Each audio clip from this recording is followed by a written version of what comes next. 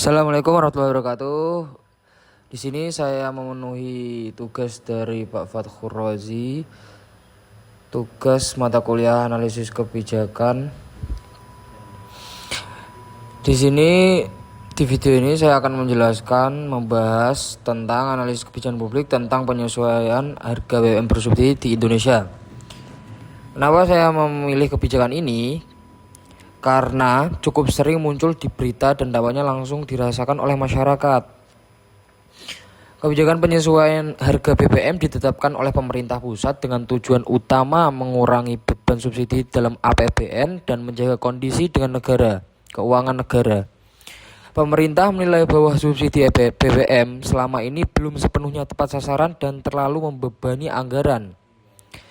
Dikarenakan latar belakang kebijakan ini berkaitan dengan tingginya konsumsi BBM bersubsidi dan naiknya harga minyak dunia. Banyak subsidi justru dinikmati oleh masyarakat yang sebenarnya mampu, sementara negara harus menanggung biaya yang besar. Dari kondisi inilah pemerintah kemudian mengambil kebijakan penyesuaian harga BBM.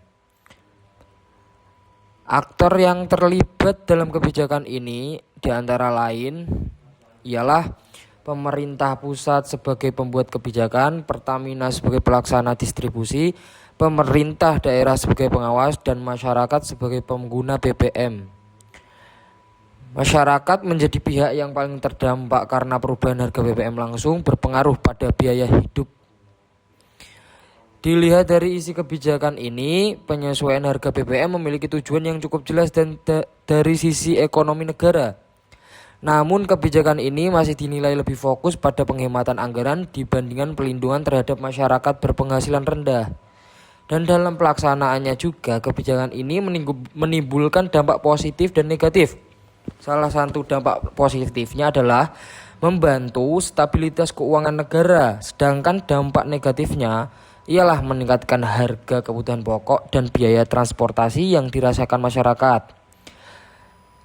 Ada juga kelemahan utama pada kebijakan ini, yaitu terletak pada kurangnya komunikasi pemerintah kepada masyarakat serta perlindungan sosial yang belum sepenuhnya optimal.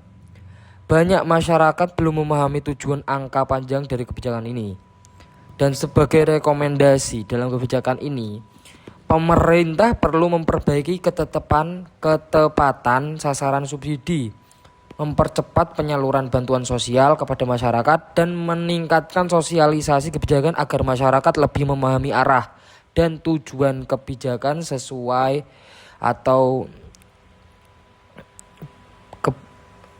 agar masyarakat lebih memahami arah dan tujuan kebijakan penyesuaian harga BBM.